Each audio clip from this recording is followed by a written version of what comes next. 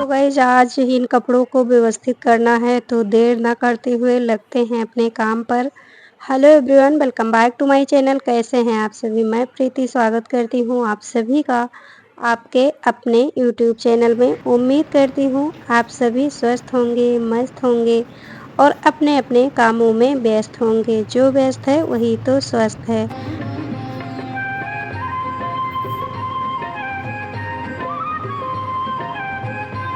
और गाइस कपड़े ढेर सारे हो रखे थे, जैसा कि आप सभी को मैंने दिखा ही दिया शुरुआत में कि कपड़ों का ढेर लगा हुआ था। तो वो कपड़े मैंने सारे फोल्ड कर लिए थे। जो हस्बैंड जी के थे उनको मैंने अलग कर दिया है। आरओ को मतलब आरओ के जो कपड़े थे उनके अलग कर दिए हैं और जो मेरे थे उनको मैंने अलग कर लिया है।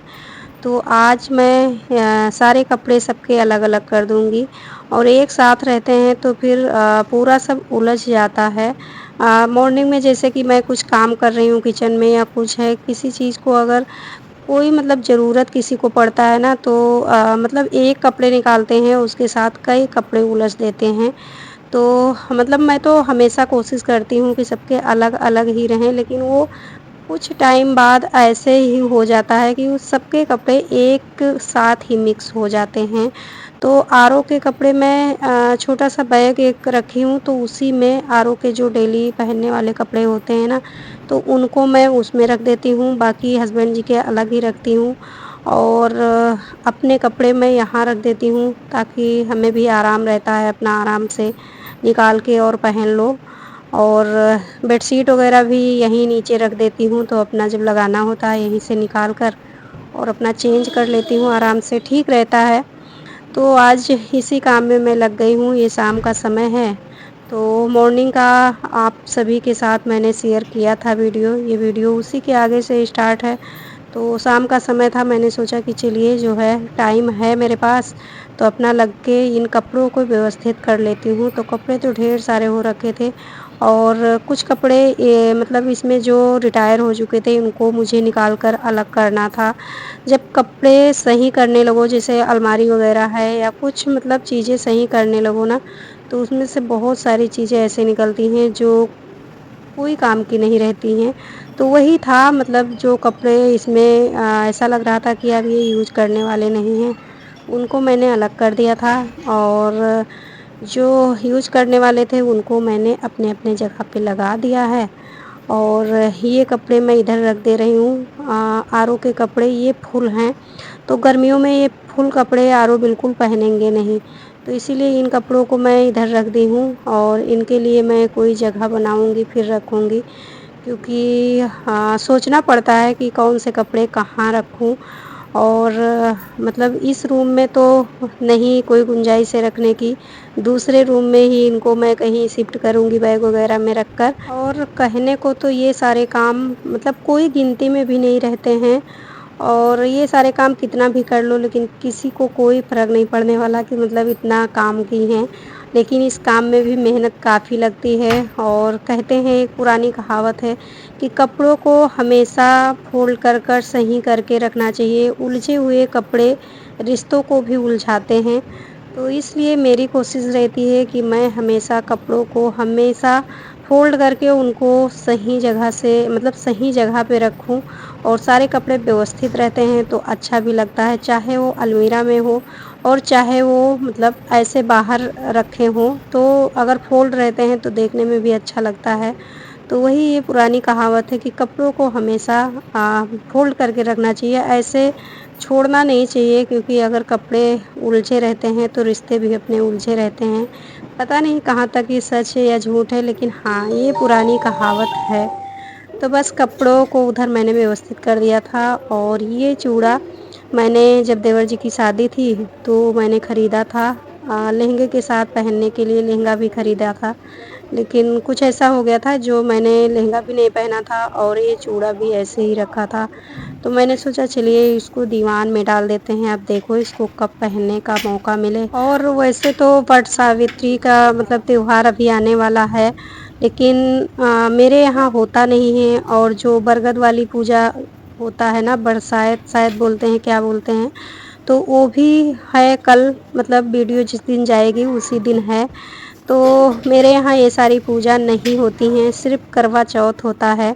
तो इसलिए फिर मैंने सोचा कि अभी इधर ना तो कोई शादी है, ना तो कोई त्योहार है, तो मैं इनको दीवान में डाल देती हूँ। और बाहर तो बहुत सारी चूड़ियाँ ऐसे रखी हैं, तो ये चूड़ा मैंने यहाँ दीवान में डाल दिया है। और इधर का रूम भी थोड़ा-सा बिखरा ही था, तो इसको भी हाँ, सही कर देती हूँ। और जैसे कि मॉर्निंग में हो जाता है ना कि रूम पूरा बिखर जाता है, और वही हाल सेम शाम के समय भी हो जाता है कि अगर आरओ लेटते हैं, एसी चलाते हैं, इनको ठंडी लगेगी, ब्लैंकेट ओढ़ेंगे, लेकिन एसी नहीं बंद करेंगे।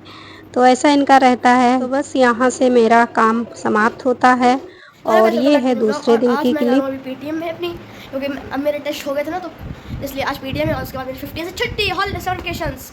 तो आज मैं बनाऊंगा अपने और मम्मी के लिए फ्रेंच फ्राइज़ बोलो, फ्रेंच फ्राइज़। और आज सोच रही हूँ मैं क्यों बना रहा हूँ, क्योंकि मम्मी के हाथ में कुछ आया। और आज आप देखिए कि मैं किस में बनाऊँगा अपने फ्रेंच फ्राइज़, और वो मैं डीप फ्राई नहीं करूँगा। तो आप समझिए मैं बनाऊँगा एयर फ्रायर में। तो अभी मैं पहले आऊँगा, मैं पेटीएम से आता हूँ। उसके बाद मैंने आलू काट देंगे, तब तक मैं आ जाऊँगा। उसके बाद बनाएंगे क्या, फ्रेंच फ्राइज, वो भी एयर फ्रायर में।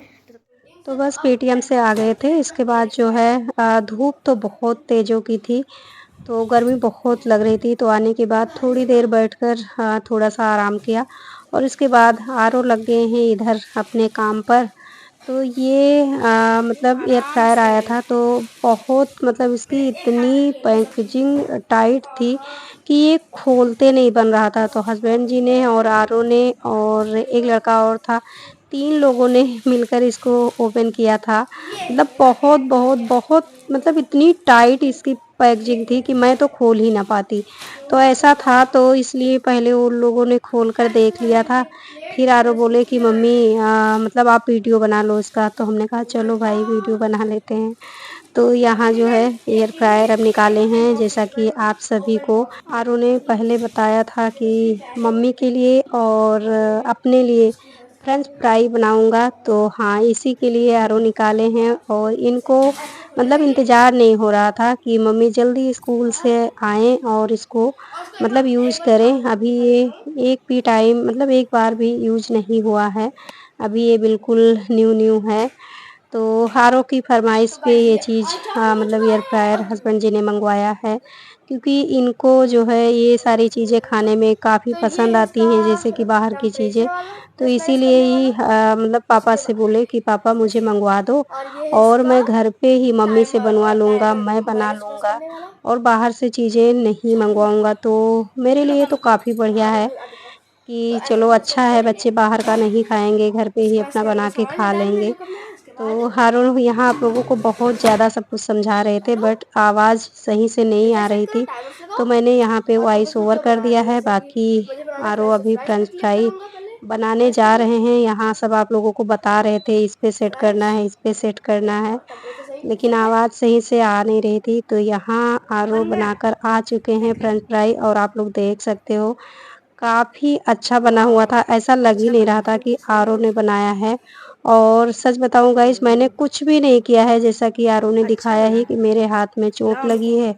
तो खुद से आलू वगैरह सब कुछ आरओ ने मतलब छीला है, कट किया है, मतलब सब कुछ आरओ ने ही किया है, मैंने कुछ भी नहीं किया है। और मैं करती भी कैसे, क्योंकि मतलब हाथ में लगी है ना, आरओ को दिखाया, आरओ ने मतलब दिखाया था।